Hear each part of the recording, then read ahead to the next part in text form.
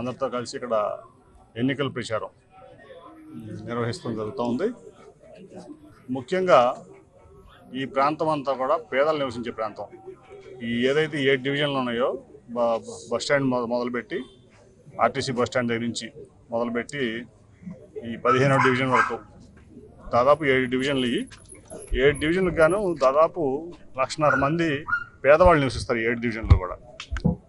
ఈ ప్రాంతం అంతా ఒకప్పుడు వరదలు వస్తే, కృష్ణానదికి వరదలు వస్తే మొత్తం మునిగిపోయే పరిస్థితి మనం చూసేవాళ్ళం. మేము పుట్టక ముందు నుంచి కూడా అందరూ ఇక్కడ నుంచి ఇళ్ళు ఆ వరదల్లో నీళ్ళు వచ్చి కొట్టుకుపోతూ ఉంటే వెళ్ళి స్టేడియంలోనో పీడబ్ల్యూ గ్రౌండ్స్లోనో స్కూల్లో కాలేజీల్లో తలదాల్సిన పరిస్థితి. తర్వాత వచ్చి మళ్ళీ వాళ్ళ ఇళ్ళు వాళ్ళు బాగు చేసుకోవడానికి పాపం చాలా ఆర్థికంగా ఇబ్బంది పడుతున్నటువంటి పరిస్థితి మనం చూసేవాళ్ళం. ఆ రకమైన పరిస్థితి నుంచి వాళ్ళ అవినాష్ విజయవాడ ఈస్ట్ కాన్స్టిట్యున్సీకి వైఎస్ఆర్సీపీ ఇన్ఛార్జిగా వచ్చిన తర్వాత జగన్మోహన్ రెడ్డి గారిని ఒప్పించి మేజర్గా ఇక్కడ ఏంటంటే ఈ రీటైనింగ్ వాల్ కృష్ణానదికి మీరు చూస్తే దాదాపు ఒక 500 కోట్ల రూపాయలతో ఒక రీటైనింగ్ వాల్ నిర్మించడం వల్ల దాదాపు ఇక్కడ ఉన్నటువంటి 1,50,000 మంది ప్రజలకి ఒక భద్రత వచ్చింది ఆ వాళ్ళ జీవితాలకి. ఎందుకంటే ఎప్పుడు ఇళ్ళు కొట్టుకుపోవటం, సామాన్లు కొట్టుకుపోవటం, అట్లాగే ప్రాణహాని జరగటం వరదల వల్ల, వరద నీటి వల్ల. మళ్ళీ ప్రతి 3 సంవత్సరాలకు 4 సంవత్సరాలకు వరద వచ్చినప్పుడల్లా వాళ్ళు దాచుకుందో లేకపోతే ఉందో డబ్బులన్నీ ఆర్థికంగా ఇబ్బంది పడి మొత్తం కూడా ఎప్పటికప్పుడు అప్పుల పాలైపోయిన పరిస్థితి మనం చూసేవాళ్ళం. మరి ఇవాళ అవినాష్ యొక్క చొరవతో, ముఖ్యమంత్రి గారి యొక్క సపోర్ట్తో వాళ్ళ రీటైనింగ్ వాళ్ళు పూర్తి చేసుకున్నారు. ఈ 7 డివిజన్లో కూడా 15, 16, 17, 18, 19, 21, 22 7 డివిజన్లు దాదాపు 1,50,000 మంది ప్రజలకి ఇవాళ ఒక మంచి లైఫ్కి సెక్యూరిటీ కల్పించినటువంటి వ్యక్తి ఇవాళ దేవినేని అవినాష్ గారు.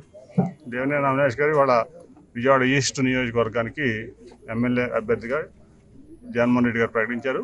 ఈ ప్రాంతం అంతా కూడా చాలా సంతోషపడుతున్నారు. ఎందుకంటే అభ్యర్థిగా లేకుండానే, ఎమ్మెల్యే కాకుండానే ఒక పార్టీ ఈ ఈస్ట్ నియోజకవర్గ ఇన్ఛార్జిగా ఇక్కడ మాకు రీటైనింగ్ వాల్ కార్డు ఇచ్చాడు.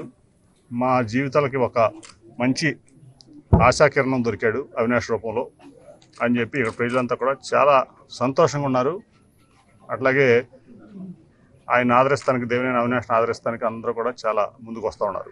అటువంటి పరిస్థితుల్లో ఇవాళ ఈ రీటైనింగ్ వాళ్ళే కాకుండా విజయవాడ తూర్పు నియోజకవర్గానికి మొత్తం ఏదన్నా కానీ 800 కోట్ల రూపాయలు తన ఎమ్మెల్యే కాకపోయినా ఇవాళ ఓటేస్తారా ఓటేయరా రేపేంటి అని చూడకుండా ఇటు పేదవాళ్ళకి అండగా ఉన్నాడు.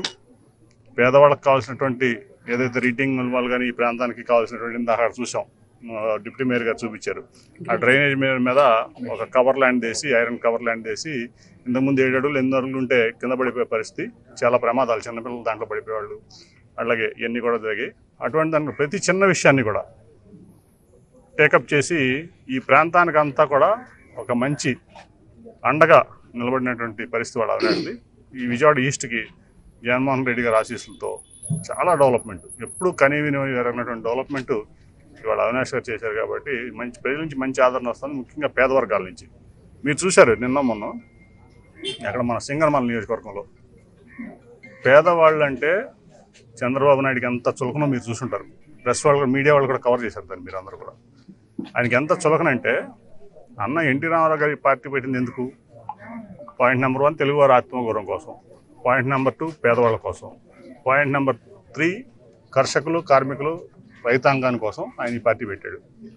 ఆ సిద్ధాంతాల నుంచి డివేట్ అయ్యి ఆ సిద్ధాంతాలని సప్త సముద్రాల్లో ముంచేసి ఇవాళ ధనికుల్ని ప్రేమించడమే కాకుండా పేదల పట్ల చాలా అవహేళనగా, చాలా చులకనగా, మరి ఇవాళ ఒక టిప్పర్ డ్రైవర్కి జగన్మోహన్ రెడ్డి గారు సీట్ ఇవ్వడం జగన్మోహన్ రెడ్డి గారు తప్పని ఆయన పబ్లిక్ మీటింగ్లో అవహేళన చేశారంటే పేదల పట్ల ఆయనకు ఉన్నటువంటి భావన మీరు అర్థం చేసుకోవాలి. పేదలందరూ కూడా ఆయనకి పేదలు ఎవరు ఆయన కళ్ళకు కనపడకూడదు, వాళ్ళు పేదలకి రాజ్యాధికారం ఉండకూడదు, పేదలు ఎమ్మెల్యేలు అవ్వకూడదు, ఎంపీలు అవ్వకూడదు, ఓన్లీ ధనికులకు మాత్రమే ఎంపీలు ఎమ్మెల్యే అర్హత ఉంది అని చెప్పి ఆయన భావన.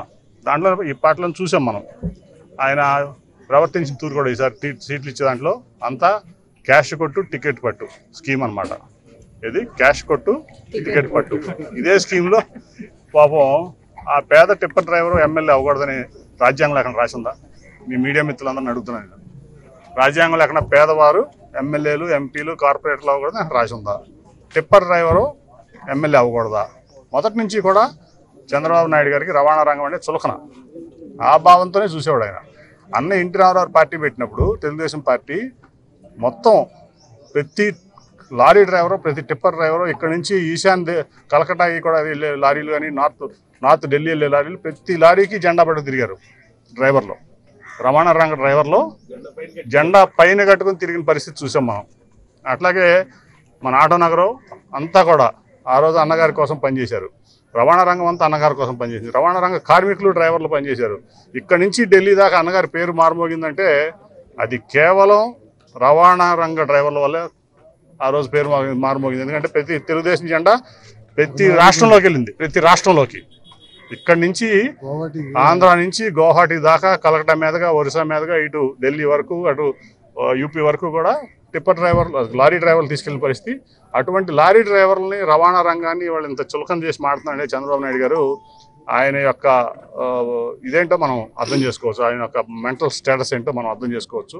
కేవలం ధనికులు మాత్రమే ఈ రాష్ట్రంలో బతకాలి, కేవలం ధనికుల కోసం నేను 5 స్టార్ రోడ్లు వేస్తాను, 7 స్టార్ ఎయిర్పోర్ట్లు కడతాను, అట్లాగే వాళ్ళకి కావాల్సిన సదుపాయాలు నేను ఏర్పాటు చేస్తానంటున్నాడు. పేదల గురించి ఆలోచించే పరిస్థితి చంద్రబాబు నాయుడు కానీ, తెలుగుదేశం పార్టీకి కానీ, ఆయన పనికిమాలిన కొడుకు కానీ లోకేష్కి లేదు. అందుకని పేదవాళ్ళందరూ ఆలోచించాలి. ముఖ్యంగా రవాణా రంగ కార్మికులు అవనండి, ఆటో డ్రైవర్లు అవనండి, టిప్పర్ డ్రైవర్లు అవనండి, వీళ్ళందరూ కూడా ఇవాళ ఆ రోజు తెలుగుదేశం పార్టీ జెండాని దేశం అంతా మోసిన రవాణా రంగ డ్రైవర్లు ఇవాళ తెలుగుదేశం పార్టీ శోకం చేస్తూ ఉంది. కాబట్టి పేదల పట్ల చిత్తశుద్ధి లేని వ్యక్తి ఎవరంటే చంద్రబాబు నాయుడు. పార్టీ ఏదంటే ఇవాళ టీడీపీ. ఇవాళ 2,60,000 కోట్ల రూపాయలు సంక్షేమం పేదలకు ఇచ్చాయంటే ఈ దేశంలోనే కాదు ప్రపంచంలోనే ఒక రికార్డు సృష్టించాడు మన నాయకుడు జగన్మోహన్ రెడ్డి గారు, మన ముఖ్యమంత్రి, మన పార్టీ నాయకుడు, అధినేత జగన్మోహన్ రెడ్డి గారు. అటువంటిది పేదలని నిజంగా కూడా అవహేళన చేసేది చంద్రబాబు నాయుడు. ఇవాళ 2014లో ఈ 3 పార్టీలు బీజేపీ, జనసేన, టీడీపీ కలిసి 650 పేజీలు పేదలకు హామీలు ఇచ్చినాయి.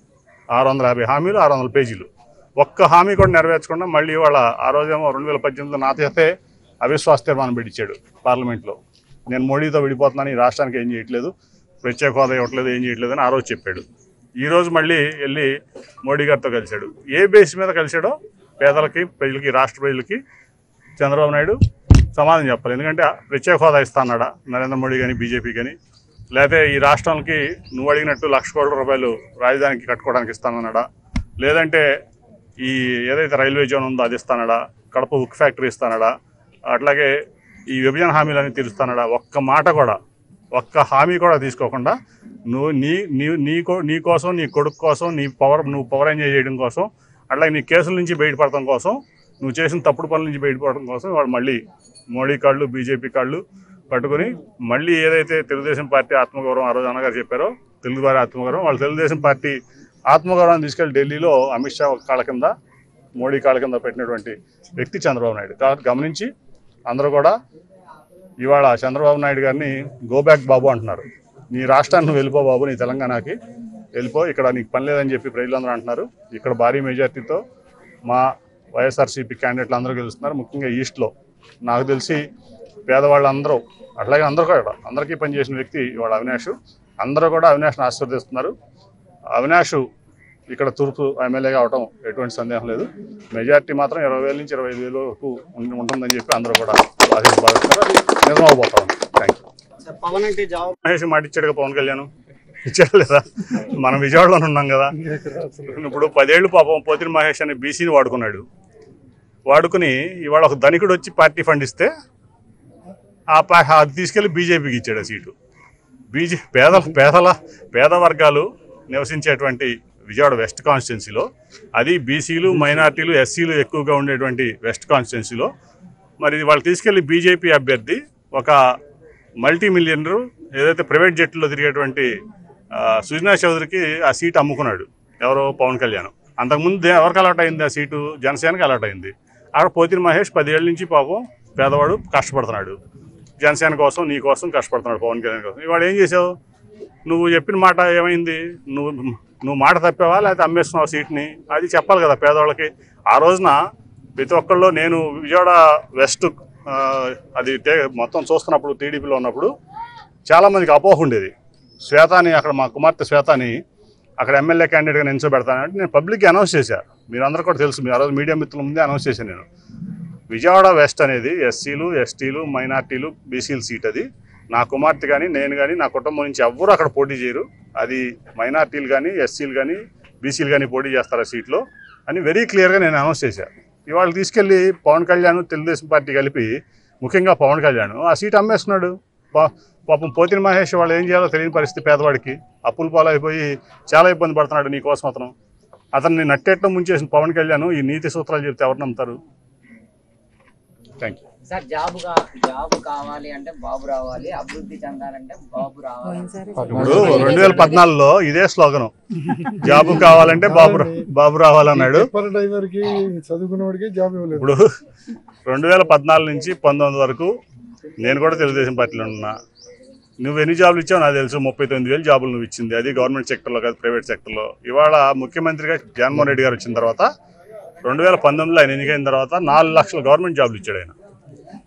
2,40,000 మంది వాలంటీర్లు, దాదాపు 1,00,000 చిల్లర మంది ఈ సచివాలయ సిబ్బంది, బ్రహ్మాండ 4 లక్షల జాబులు. అట్లాగే ఇవాళ ప్రైవేట్ సెక్టర్లో బోల్డెన్ జాబులు వచ్చినాయి. ఏదన్నా కానీ 6 లక్షల జాబ్స్ పైన ఇవాళ జగన్మోహన్ రెడ్డి గారు ఈ రాష్ట్రంలో గవర్నమెంట్లో 4 లక్షలు ఇచ్చారు, ప్రైవేట్లో 2 లక్షల పైన వచ్చినాయి. నువ్వు ఇచ్చిన జాబ్స్ ఏదైతే 34,000 మందికి కావాలంటే నేను డేటా ఇస్తాను, దేనైనా రుజువుతోనే మాడతాను. మీకు తెలుసు కదా, డేటా ఉంది నా దగ్గర. నువ్వు ఇచ్చింది 34,000 మందికో 35,000 మందికో. జగన్మోహన్ రెడ్డి గారు ఇచ్చింది గవర్నమెంట్ సెక్టర్లోనే 4 లక్షల మందికి, ప్రైవేట్ సెక్టర్లో ఇంకా 2 లక్షల పైన ఇచ్చారు. రికార్డ్ అయినాయి ఇంకా చాలా ఉన్నాయి. కాబట్టి జాబు రావాలంటే బాబు కాదు, ధనికులు బాగుండాలంటే బాబు రావాలి. పేదలు బాగాలంటే పేదలు మధ్యతరగతి వాళ్ళు బాగుంటే జగన్ గారు రావాలి. సార్, వాలంటీర్కి 5,000 ఇచ్చి వాళ్ళ జీవితాలన్నీ పాటు చేశాను, నేను వస్తే 50,000 వరకు ఇస్తాను. అది ముందెందుకు చేయలేదినా? 2014 నుంచి 19 వరకు నువ్వే అధికారంలో ఉన్నావు కదా. ఇప్పుడు ఏమంటున్నాడు? వాలంటీర్లు అసలు పనికిరారు అన్నాడు. ముందు వాలంటీర్ల మీద చాలా అభియోగాలు వేసాడు, గోన్ సంచులు అని చెప్పి నానా రకాలు మాట్లాడాడు. ఆ రోజు నువ్వు ఎందుకు ఇవ్వాలా? వాళ్ళు జగన్మోహన్ రెడ్డి గారు అనేక సంస్కరణలు తీసుకొచ్చాడు. ఏది విలేజ్ క్లినిక్లు పెట్టాడు, నువ్వెందుకు చేయలా? ఇవాళ రైతు భరోసా కేంద్రాలు పెట్టాడు, నువ్వెందుకు చేయలా? విలేజ్ సెక్రటరియట్ పెట్టాడు, గ్రామ స్వరాజ్యం తీసుకొచ్చాడు. ఏదైతే గాంధీ గారు కళ్ళగన్నాడో అది ప్రతి 2,000 మందికో 3,000 మందికో ఒక సెక్రటరియట్ తీసుకొచ్చి ఏ పని అయినా సరే పేదవాడు వాలంటీర్ ద్వారా అక్కడికి వెళ్తే పని చేస్తున్నారు. నువ్వెందుకు చేయలా? 6 లక్షల జాబులు ఇచ్చాడు జగన్మోహన్ రెడ్డి గారు, నువ్వెందుకు చేయలా?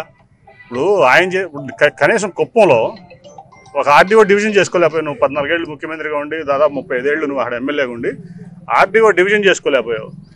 అక్కడ నువ్వు జగన్మోహన్ రెడ్డి గారు వచ్చినాక ఆర్డీఓ డివిజన్ ఈయనే లెటర్ రాశాడు, జగన్మోహన్ నాకు ఆర్డీఓ డివిజన్ కావాలని. అటువంటి పరిస్థితి అయింది. సో ఆయన చెప్పేదంతా కూడా ఏంటంటే ఆయన చేతిలో మీడియా ఉంది, మీడియా చెప్తుంది, వింటున్నారు. కానీ జనం అంతా పిచ్చివాళ్ళు ఏం కాదు, ప్రతి వాళ్ళకి తెలుసు జగన్మోహన్ రెడ్డి గారు ఏం చేస్తున్నాడు, చంద్రబాబు నాయుడు ఏం చేశాడు. ఈ పనులన్నీ 14 నుంచి 19 వరకు చేసి ఉంటే ఇప్పుడు ప్రజలు నమ్మేవాళ్ళు ఆయన. ఆ రోజు చేయకుండా నేను వస్తే ఇది చేస్తాను, నేను వస్తే అది చేస్తాను, 650 హామీలు ఇచ్చావు నువ్వు, 650 పేజీలు, నువ్వు వాటిని ఎందుకు చేయాలి చెప్పు నాకు.